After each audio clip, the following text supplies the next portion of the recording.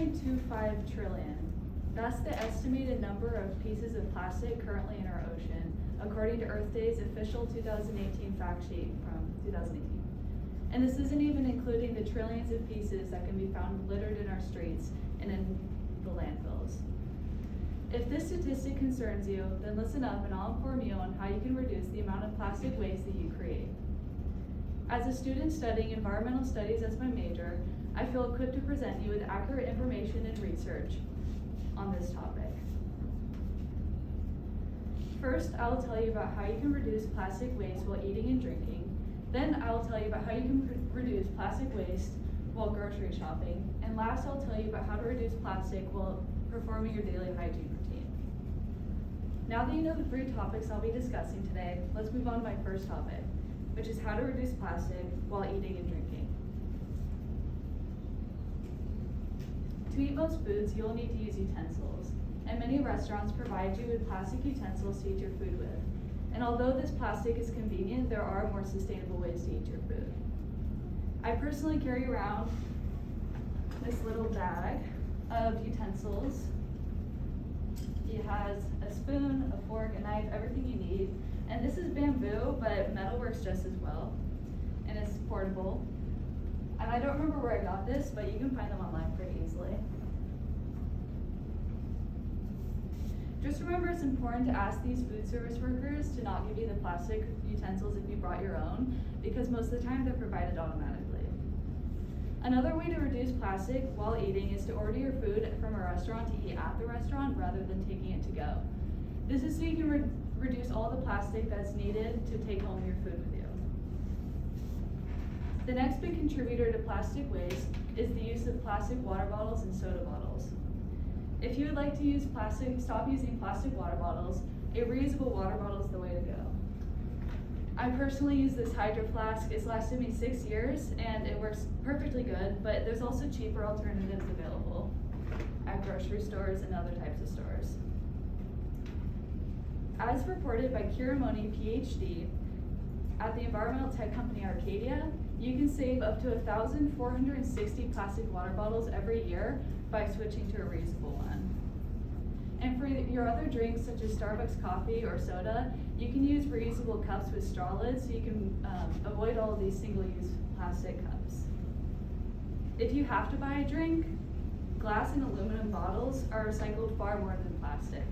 According to the scientific research website Science Daily, only 9% of plastic is recycled, while 31% of glass is recycled and 35% of aluminum cans are recycled.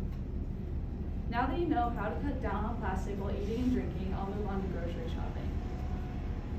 When you look around inside a grocery store, it is common to see foods wrapped in plastic and plastic bags available for you to take your food home with you.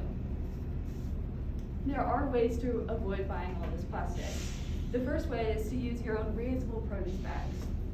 These are the ones that I use. They're cotton and they're washable and really easy to just throw in your car and bring with you to the store. I got mine from an online company called the Earthling Company, but there are other companies that sell these products too if you just search around online. You can also bring your own reusable bags to bring your groceries home with you, just like this Trader Joe's bag. You can find them in the checkout aisle. They're really handy and they don't break like the Trader Joe's bags normally do. And sometimes remembering to bring these bags can be pretty hard, but once you do get in the habit of bringing them, you can save a lot of plastic. If you do forget your reusable bags, asking for paper instead of plastic is a lot more sustainable. This is because paper has a higher recycling rate, and this is according to the United States Environmental Protection Agency in their article on paper and paperboard. You now know how to reduce plastic while eating and drinking, as well as grocery shopping. So now I'll move on to how to reduce plastic during your personal hygiene routine. From brushing your teeth to washing your hair and body, there are many ways you can reduce the amount of plastic that you use while staying clean. And using a bamboo toothbrush is one of these. Instead of a plastic one, you can save a lot of plastic yearly. I say bamboo in particular instead of timber because according to the environmental textbook, Solutions for Climate Change, the author Colin Booth states that bamboo is regarded as a sustainable material as it can be harvested and replenished far more than timber. Bamboo toothbrushes can be found on a variety of different websites, and they're pretty cheap and can be often bought in bulk. A lot of plastic is also used yearly for holding shampoos and conditioners, and surprisingly, there is a solution to this, and is actually my favorite.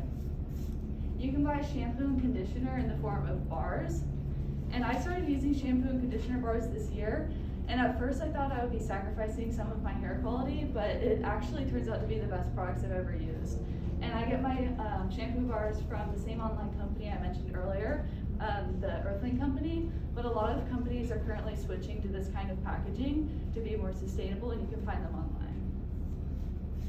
Using bar soap for your body and face is also a great way to reduce plastic, and companies like Dove and Dial have these products available in grocery stores and convenience stores such as CVS.